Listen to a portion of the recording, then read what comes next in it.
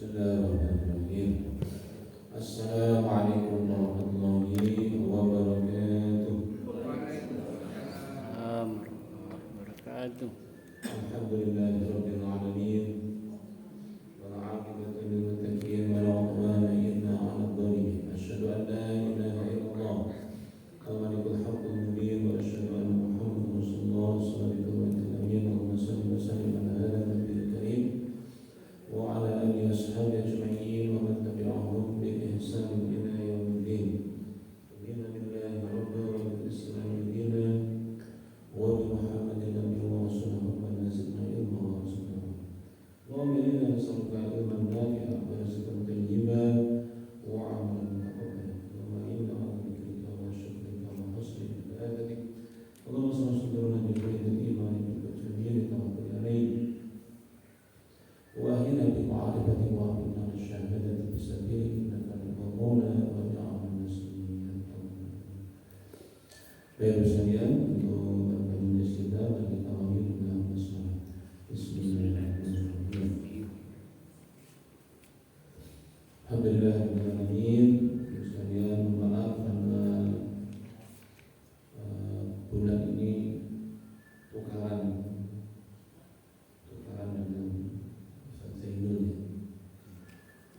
Kemarin beliau datang ya? Tukaran klaim, tukaran jadwal.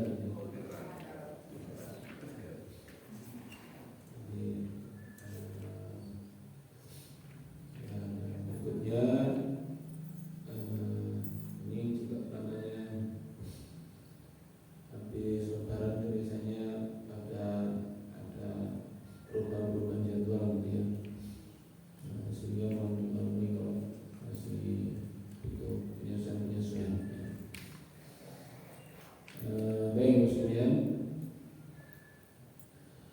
kita lanjutkan tema kita masih tentang fikih sholat, hubungannya dengan muqaranah madzhab, yaitu perbandingan mazhab sebagai bagian dari amanat Tarjih Muhammadiyah.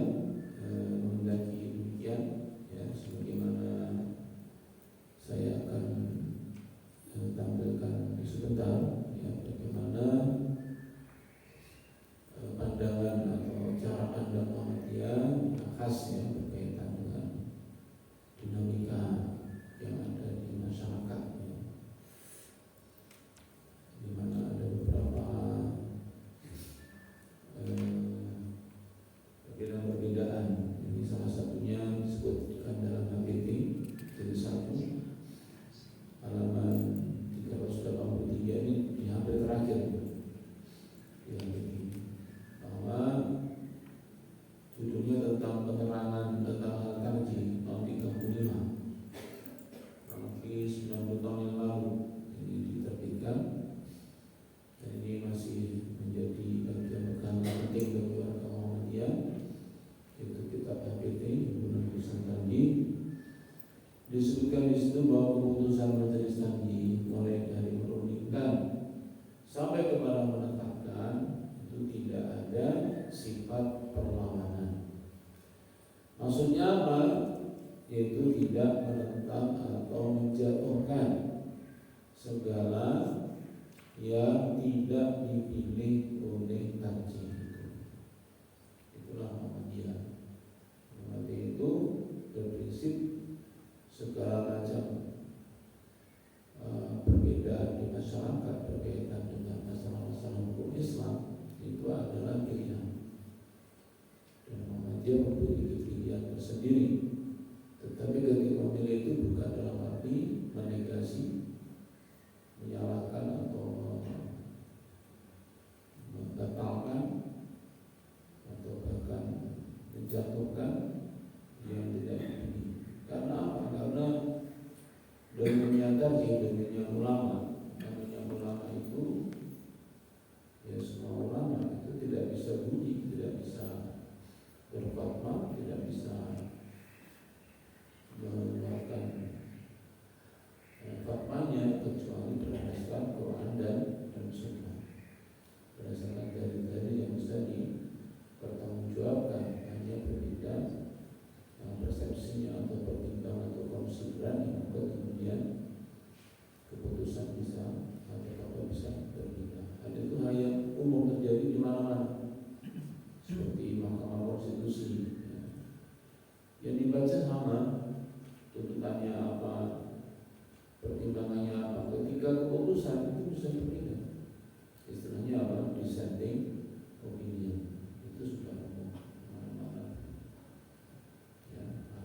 apa disebut ganjil, tidak boleh genap, ya, karena supaya nanti jelas ketika akhirnya tidak ada itu menetap mempersepsi masalah yang dimaksud, kasus dimaksud, agar kemudian ada keputusan. Berarti mesti ada dinamika perbedaan. Nah, ini adalah penting. Karena itulah warga Muhammad itu diajar untuk melihat tetangga kanan kirinya, apa sih pandangannya tentang masalah yang kita pilih, supaya kita tahu apa yang menjadi sikap kita dan juga tahu apa yang disikapi oleh yang bukan kita. Agar muncullah minimal tafahum atau saling memahami. Baik. Masalah tsaniyah, masalah yang kedua, qala Malikun berkata Imam Malik, la yajzi'u min lafzi takbiri illa Allahu akbar. Sekarang kita bahas mengenai lafaz takbir dalam sholat. Apakah harus Allahu akbar, apakah tidak? Ini para ulama beda pendapat. Ya.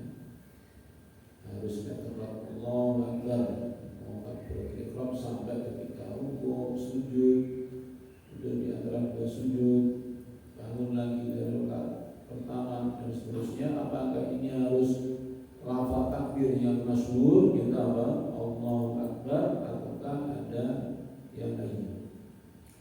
Imam Malik menyatakan la yajzi'u min lafzi takbir illa Allahu akbar.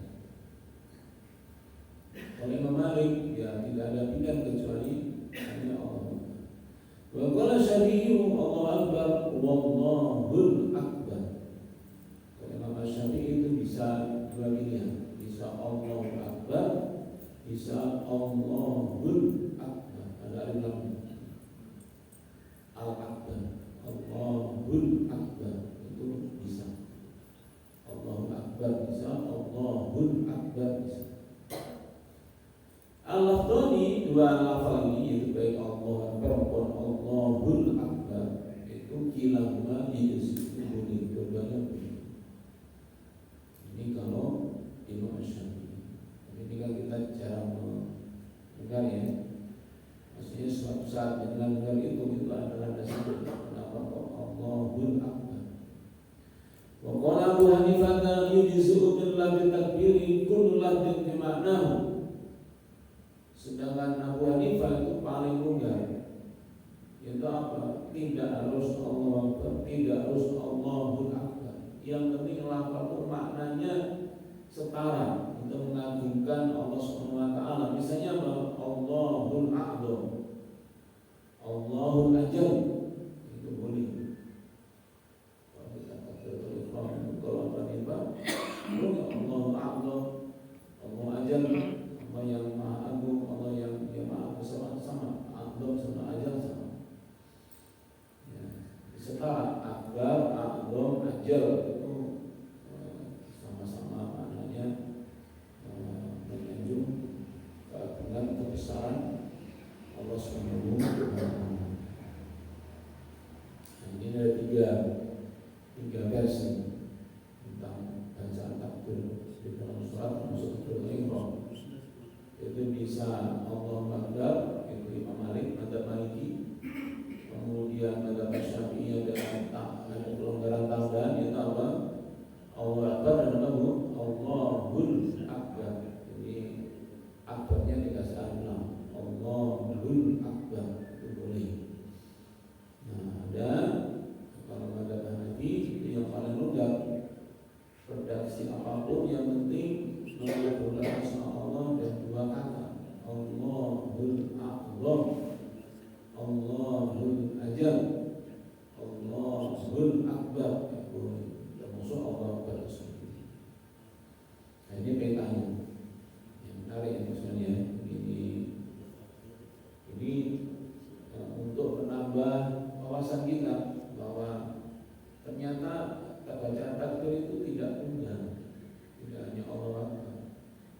Jadi kalau jenengan misalnya tempat pergi haji atau umroh, tiba-tiba sambil jenengan tuh Allah akbar, imamnya itu dibilang Allahul a'zam, Allahul ajal, Allahul akbar. Nah, itu semuanya ada ulama yang diikutinya. Sebagaimana kita Allah akbar juga ada ulama yang kita ikuti. bisa beda-beda begitu. Bisa ada fix Allahu Akbar, ada dua pilihannya, yaitu Allahu Akbar, ada yang selalu gak itu kata Hanafi. Bisa Allahu Akbar, Allahu Akbar, Allahu Akbar, Allahu Akbar. Apa sebabnya? Yaitu hadil lafdu huwa muta'ahadu bi fil kitab ambil makna ini karena di dalam memahami dalil yang dimaksud itu apakah harus seperti yang diucapkan Nabi atau substansinya. Ini kalau kita ingin tahu contohnya itu yang lain ini adalah kalau ada makan itu kan ya gulam sambillah wa kul biyamin wa kul bimayan. Karena kalau makan sambillah, sebutlah asma. Nah, kata sebutlah asma itu maksudnya apa? Apakah Allah atau bismillah atau bismillahirrahmanirrahim atau apa? Karena perintahnya nyebut asma. Apakah harus bismillah namanya? Apakah harus bismillah? Atau enggak boleh kalau ditambahin ar-Rahman dan ar-Rahim bismillah ya kayak gitu. Jadi karena penyebutannya itu dalam dalilnya begitu. Contohnya adalah waqad istadalla al-Maliki wa Syafi'i bi qouli alaihi wasallam miftahu sholati at-tahur wa tahrimuha at-takbir wa tahliluha at-tasbih. Karena berdalil Imam Malik dan ulama Malikiyah dan ulama Syafi'iyah itu berdalil pada hadis ini, yaitu pembuka sholat itu adalah tahur, itu wudu atau sesuci. Wa tahrimuha at-takbir, kemudian mulai diharamkannya adalah dengan takbir, maka disebut dengan takbir atau ihram, yaitu ketika sudah takbir lalu sudah tidak bisa ngapa-ngapain kecuali panduan sholatnya bagaimana, tidak bisa lagi disambil-sambil dengan yang lainnya.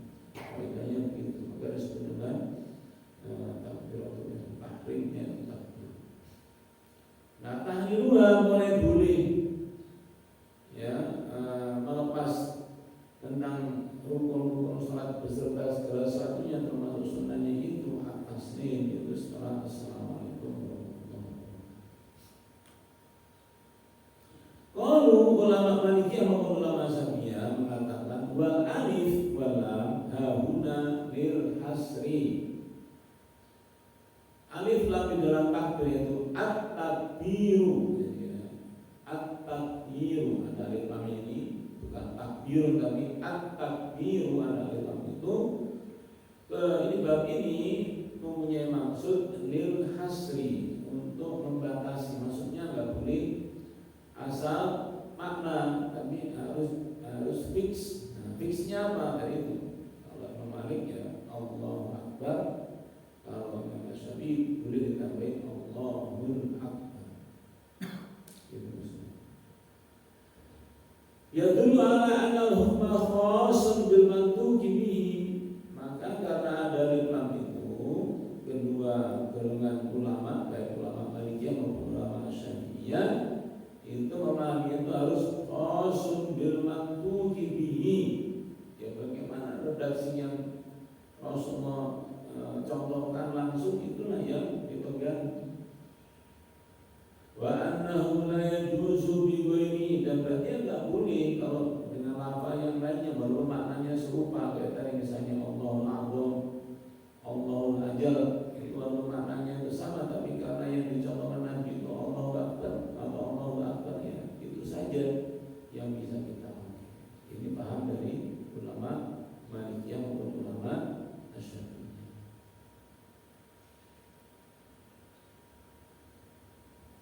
Walaysa yuwafiquhum Abu Hanifah ala hadzal asal, dan tidaklah itu Abu Hanifah itu menyepakati mereka dengan prinsip seperti ini. Kalau madzhab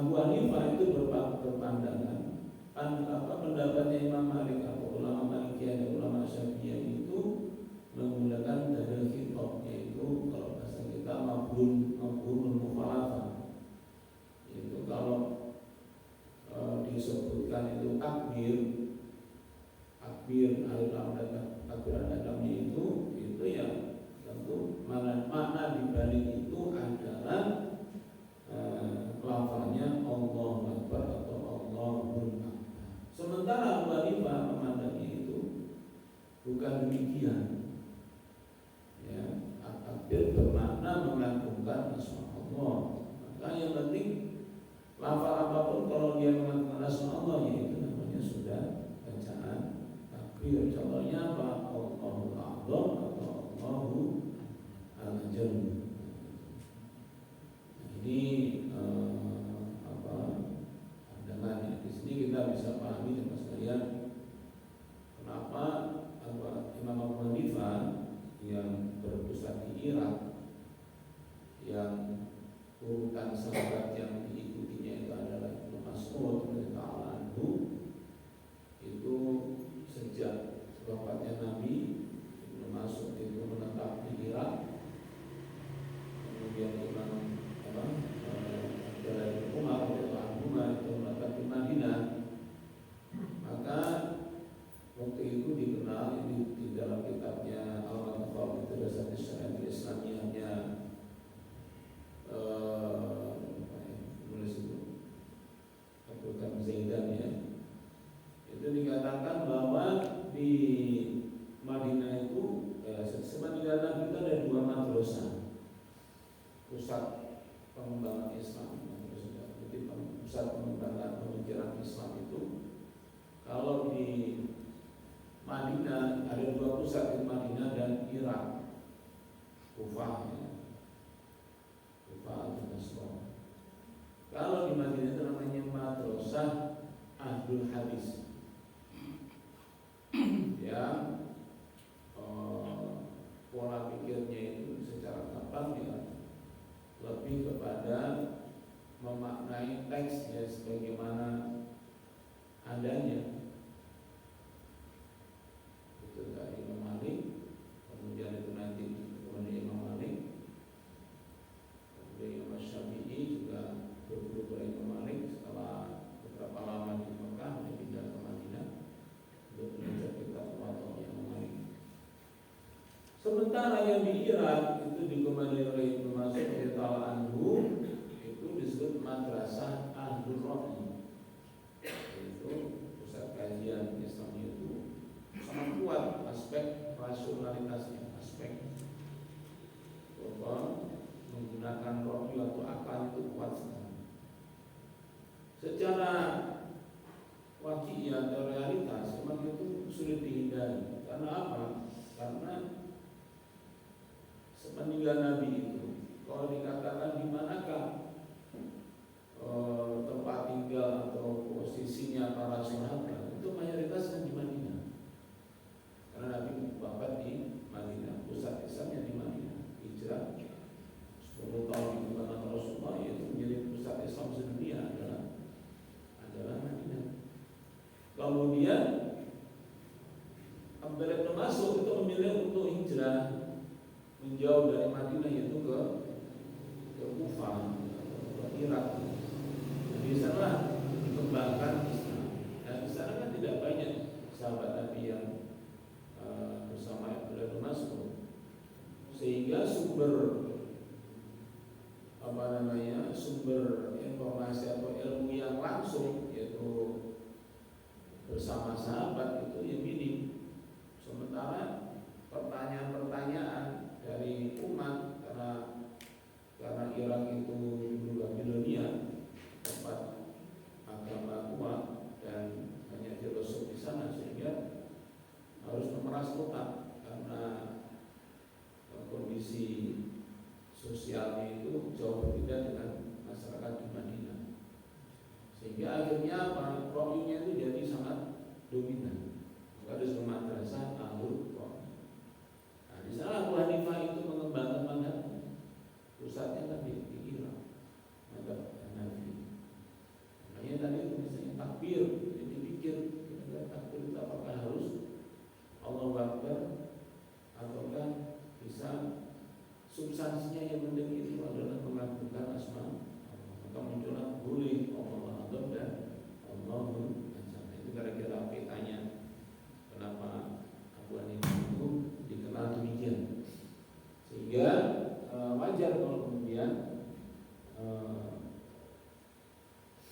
produk-produk dari fatwanya mazhab Hanafi itu ya seputar seperti itu, lebih kuat pada aspek rohnya. Dan memang secara urutan waktu kan yang paling tua itu adalah mazhab Hanafi, yang paling tua di antara empat mazhab. Tetapi bisa masalah tuanya itu juga masalahnya lokasinya itu berbeda dan jauh. Ya. Silakan dibuka antara Irak dengan antara Kufah dengan Madinah di masa itu ya sangat jauh banget gitu ya. Nah sehingga interaksinya itu ya sangat terbatas, artinya ya yang di Irak ya akan sangat kuat pengaruh rohingya, dan kalau di Madinah itu ya kuat aspek masa dalilnya berlimpah dalil dan sahabat banyak banget di sana, ribuan, sementara di Irak yang tidak ada. Itu ada yang masuk di sini. Nah itulah yang sekalian. Apalagi kita ini di Indonesia ini tambah lebih jauh lagi. Jadi dengan tentang jarak yang jauh, ulama yang minim sedikit, sehingga peluangnya itu harus berpikir keras dengan ilmu yang tanda kutip seadanya, sementara pertanyaan dari masyarakat juga melimpah ruah seperti itu, akhirnya ya menggunakan roh itu sulit untuk dihindari. Ya, ini adalah sejarah yang tidak bisa kita hapus. Tetapi era sekarang sudah berubah. Era sekarang sudah sangat berubah. Ya, karena sekarang ini ya kalau kita sebut ya, kalau akidah sudah lurus, sudah bersih, kemudian dia bisa bahasa Arab, maka walaupun di pucuk gunung, walaupun di Tangger, walaupun di Sumawi, walaupun di Pulau Sempu, asal di sana ada koneksi internet, maka literatur klasik manuskrip berbahasa Arab itu bisa diakses dengan derajat yang sama. Tidak ada bedanya di kota sama di desa, di Madinah maupun di Sumawi ya sama saja, bisa diakses dengan hak yang sama penuh. Sehingga ini menjadi berita baik yang dulu tidak mungkin terbayang juga seperti itu. Makanya walaupun sejak awal itu tanda-tanda itu ada, yaitu tentang munculnya ulama besar dunia, yaitu Imam Al-Bukhari yang menulis kitab Jami'us Shahih Al-Bukhari, yang menulis Sahih Al-Bukhari, itu kan dari Bukhara, dari Rusia. Bagaimana diakui oleh dunia asal kutub ba'da Quran, jadi kitab yang paling sahih setelah Quran adalah Sahih Al-Bukhari. Itu diakui sama ulama sedunia. Ternyata yang menulis bukan ulama dari Mekah atau dari Madinah, tapi malah dari Bukhara. Itu sebenarnya sudah merupakan sinyal di masa itu tuh sudah tidak ada dominasi. Kalau yang terdekat dengan pusat dakwah Islam awal itu Madinah, itu pasti yang paling mumpuni atau paling bisa berkarya yang hebat. Ternyata malah Al-Bukhari dari Muslim dari Naisaburi, juga dari Iran yang berbatasan dengan Rusia. Jadi ini adalah berita-berita yang sangat mengejutkan ya, sebenarnya mengejutkan. Kok bisa ya seperti itu? Makanya itu statement-statement hari ini yang mengatakan pusat dakwah kalau mau tahu Islam yang benar ya harus dengan harus ke Mekah atau Madinah, itu apanya perlu direvisi atau dikritisi kembali ya. Karena bahkan jangan sekarang dulu saja menulis kitab sahih hadis yang terhebat malah bukan dari Mekah dan Madinah ya. Imam Syafi'i itu dari Gaza, walaupun dari Gaza dari Palestina, dari Syam, walaupun Quraisy dari Al-Quraisy, jadi juga tidak dari Quraisy, tapi tidak langsung berinteraksi dengan Madinah pada waktu itu. Maka beliau Madinah kan tidak dari awal, pertama kan ke Mekah dulu ya, jadi mungkin Mekah usia belasan tahun.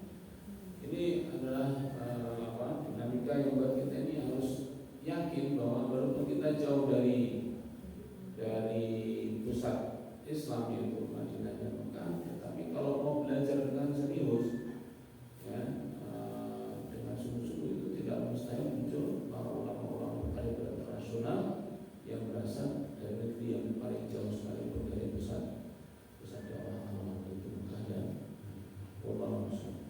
Itu saya kira yang saya sampaikan. Ada yang mau ditanyakan?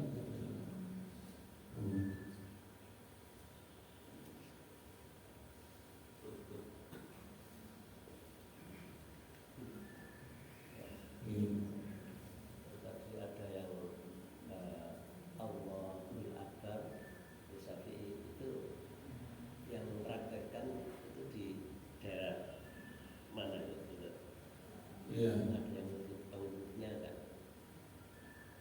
Iya, ini tidak ada informasi di daerah mana atau di negeri mana dipraktekkan takbirnya itu Allahu Akbar. Kita nggak dapat informasi. Hanya di dalam dokumennya itu disebutkan demikian bahwa Imam Syafi'i itu memilih pendapat bisa, yaitu nakirah bisa ma'rifah, akbar bisa akbar, bisa al-akbar, itu saja. Mungkin nanti menarik untuk diteliti apakah ada negeri yang praktekannya atau sudah jadi masalah atau akhirnya bersama dengan Imam Malik, itu apa cukup Allah Akbar saja. Allah. Dari pendapatnya Imam Syafi'i. Iya. Seperti yang di Pakistan itu, kalau amin itu ada yang dikeraskan, ada yang disirkan gitu ya. Untuk salat jamaah. Kalau di Pakistan kan aminnya tidak dikeraskan, seperti cerita almarhum Fuad Al-Ansari, tokoh Izmi Jawa Timur itu. Iya. Kan pernah berkunjung ke Pakistan bersama timnya kan, katanya apa? Maksudnya salat jahar. Ya kan, malu katanya. Nah, di sana kalau di Indonesia kan kalau amin kan keras. Ya. Nah di sana kalau begitu waladolin Fuad Ansari sama temannya amin, akhirnya keselit.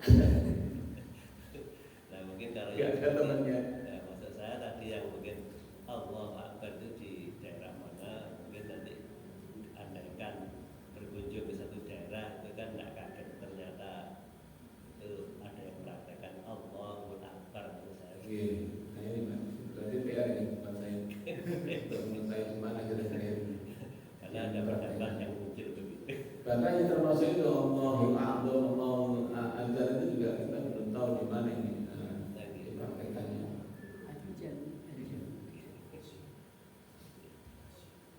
Oke, masukkan. Dari ibu. Oke. Menanya Asmalik, menanya Asmalik, menanya. Tadi yang yang awal pertama tadi tentang Ustaz Tarji itu, bahwa Ustaz Tarji menyatakan tidak ada perlawanan atau tidak menjatuhkan apa yang tidak dipilih oleh Tarji. Itu artinya kan apa yang dipilih dalam putusan Tarji itu tidak menegasikan apa yang tidak dipilih, maksudnya seperti itu ya. Iya. Jadi kita tidak boleh menyalahkan atau tentang hujah-hujah yang tidak dipilih oleh itu tetap bukan berarti itu menjadi salah kan itu. Iya. Nah ini yang perlu kita tradisikan. Makanya kemudian yang jelas Mansur itu berpesan ini supaya kita bisa begitu, caranya bagaimana? Caranya itu namanya 12 langkah. Di poin yang kedua disebutkan memperluas paham agama.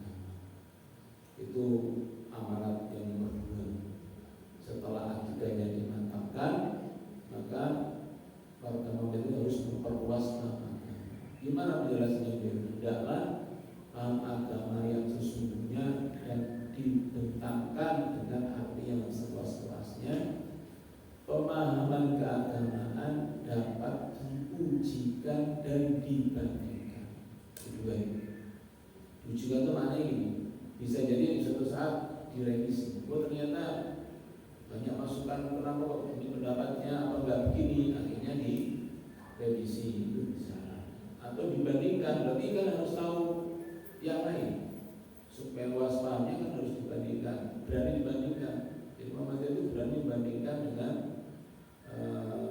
entitas yang lainnya yang mungkin berbeda, tidak ada masalah. Tujuannya beliau itu supaya tahu, oh ternyata ada keragaman kayak tadi itu, takdir itu ada tiga macam. Jadi diri Muhammadiyah adalah pahamnya Imam Malik dan Imam Syafi'i yang pertama. Itu contohnya begitu.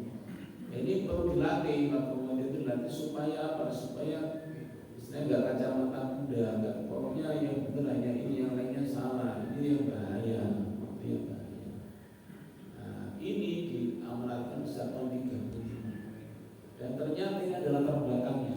Kenapa ada muncul tahun 35 kayak gini? Karena ini juga di dokumen yang sama. Latar belakangnya karena ini. Oleh karena di antara sekutu, judulnya namanya sekutu saya anggota Muhammadiyah itu ada yang berpendapat bahwa di dalam masalah agama itu tidak ada yang benar melainkan keputusan haji. Itu tahun 35 itu sudah kita sudah 2 tahun yang lalu. Artinya berarti kan sebelumnya sudah muncul sebelum tahun 35. Berarti kan gitu sudah. Atau kalau bahasa itu 20 tahun setelah berdirinya Muhammadiyah itu sudah mulai muncul fanatisme golongan yang sampai tingkatannya menyalahkannya benar cuma kajian lainnya salah semuanya. Ini yang tidak dikendaki oleh Muhammadiyah dari sejak sahabat yang lalu. Ini memang itu perjuangan yang berat. Karena apa? Karena hampir semua kelompok atau jamaah atau organisasi ini hampir pasti terjangkit penyakit fanatisme golongan. Merasa dirinya paling benar hampir pasti. Tapi kita tetap harus mengontrolnya, nggak boleh kita begitu. Muhammadiyah nggak ngajarin begitu. Muhammadiyah itu fokusnya itu fastabiqul khairat. Jadi ajak berlomba bukan bertanding. Bertanding itu apa bedanya bertanding sama berlomba? Apa bedanya berlomba sama pertandingan? Ya, pertandingan itu ada pendapat pertandingan sepak bola. Jadi nggak ada pertandingan menang kan? Mesti lomba menang. Lomba lah. Jadi kalau voli pertandingan, tinju bukan lomba tapi pertandingan. Nah, Muhammadiyah itu nggak ngajak untuk kita itu adu hadapan dengan yang lainnya, tapi ngajak berlomba. Ayo hebat-hebatan dalam arti performanya apa? Al-khairat, kebaikan-kebaikan mana yang bisa kita capai, maka muncullah tahu sama usaha. Muhammadiyah itu adalah berekspresi. Yang fokus Muhammadiyah itu adalah ayo kita berkhidmat untuk umat sebesar-besarnya semoga. Ada masalah pandangan fikih, silakan pilihannya masing-masing. Begitu konsepnya. Makanya kalau kemudian menjadi Muhammadiyah itu malah ngajak kira-kira terus sama yang lain, ini sumbernya tidak ada. Adanya mungkin di orang per orang. Kalau ditanya dokumennya kayak gini, dokumen resminya seperti ini. Ya, kenyataannya ya itu harus akui ya belum semuanya bisa. Barusan saya buka di apa namanya di website di online berita online itu 15 jam yang lalu dirilis ya, oleh website itu begini. Bagi Muhammadiyah tidak ada bid'ah hasanah. Itu kalau kita nggak ngerti posisi ini, mungkin kita akan menyalahkan ya bid'ah, ada bid'ah hasanah. Karena itu bagi Muhammadiyah itu penting, maksudnya dalam paham Muhammadiyah tidak ada bid'ah hasanah. Tetapi kalau ada yang membangun bid'ah hasanah itu ya nggak masalah bagi Muhammadiyah. Kan disebut bagi Muhammadiyah. Bukan menurut Allah dan Rasul, itu menurut Muhammadiyah. Itu maksudnya. Silakan dibuka di Google News. Ada Google News. Itu penting, maksudnya ya NU memahami ada bid'ah hasanah. bukan memicu perselisihan. Nah, itu untuk dimaklumi aja. Muhammadiyah meyakini tidak ada bid'ah hasanah. NU ada bid'ah hasanah. Itu sah-sah pilihan aja. Bukan kemudian menyalah-nyalahkan yang ada bid'ah hasanah. Sebagaimana juga itu kalau kita berhukum juga nggak boleh menyalahkan yang berbeda. Hanya ada tambahnya gini, kalau kita itu yang penting nggak keluar dari 4 mazhab silahkan. Yang penting nggak keluar dari 4 mazhab silahkan. Ada apapun. Walaupun kenyataannya juga nggak semulus itu. Itulah namanya literasi. Literasi itu. Jadi di antara fungsi tafsir itu hanya untuk menyeragamkan gerakan, karena maksudnya berupa gerakan. Kalau gerakannya nggak seragam kan jadi bagi internal Muhammadiyah bagi warga Muhammadiyah iya begitu. Tapi penyeragaman itu tidak menolak adanya kebinekaan di situ. Jadi kan beda. Maksudnya di luar Muhammadiyah. Jadi Muhammadiyah itu harapannya ya seragam, tetapi ketika nyeragaminnya di dalam itu bukan berarti menegasikan yang berbeda. Itu yang mahal bisnya. Yang mahal itu kapan kita bisa sampai tingkatan setulus-tulusnya itu memahami, bisa memahami adanya perbedaan di tengah kita meyakini apa yang menjadi amaliyah kita. Itu yang paling mahal itu adalah memadukan dua-duanya itu. Kalau hanya yakin Pak itu gampang. Tapi nanti punya potensi kayak gini, potensi jadi merasa benar sendiri. Nah, yang hebat itu apa? Dia yakin dengan pilihannya dan juga menghargai yang berbeda. Itu yang berat ya. Itu sebenarnya nanti di lapangan kehidupan memang itu hanya harus kita jalan, bukan cuma dalam urusan agama atau hukum Islam, tapi dalam kehidupan sehari kan kita harus menghadapi pilpres. Kita ini yakin paslon 01. Kalau kita belinya 02 sesat, ini hati-hati kita senang. Dia yang berarti sesat. Ya ada kekurangannya ya otomatis lah. Masa nggak ada paslonnya yang punya kekurangan, catatan serius terus nggak ada. Itu ya kita bahas catatannya, tidak usah kita alat darah dari. Tapi fokusnya yang tidak dilawan tadi kan, yang tidak dipilih oleh tarjih, artinya hujah-hujah yang tidak dipilih, bukan di luar hujah itu kan, artinya yang tidak dilawan hanya Quran dan Sunnah dan seperti itu. Ya, jadi pendapat yang lain kan jadi kita termasuk itu kalau urusan agama itu gini maksudnya. Kalau itu tadi kan urusan politik, ini urusan agama itu gini maksudnya. Urusan agama itu Muhammadiyah itu percaya bahwa pendapat atau fatwa yang keluar dari 4 mazhab itu dipastikan berdasar Quran dan Sunnah. Jadi Muhammadiyah itu percaya penuh bahwa apapun pendapat yang keluar dari 4 mazhab itu pasti berdasar Quran dan Sunnah. Karena apa? Itu ada dokumennya. Jadi mazhab Hanafi itu, Maliki, Syafi'i, Hambali itu urutan pertama sumber fakta itu mesti Al-Quran. Kedua hadis, yang ketiga paling beda. Urutan 1, 2 itu semuanya sama. Ketiganya itu misalnya kalau Maliki yang pertama itu adalah amal ahli Madinah. Nah, jadi yang ketiga itu adalah kalau Quran dan Sunnah masih butuh menjawabnya, lihat aja amaliyahnya ahli Madinah bagaimana. Itu hanya menarik yang lainnya tidak. Jadi contohnya. Tapi pertama keduanya itu tidak ada yang beda. Pertama Quran, yang kedua Sunnah.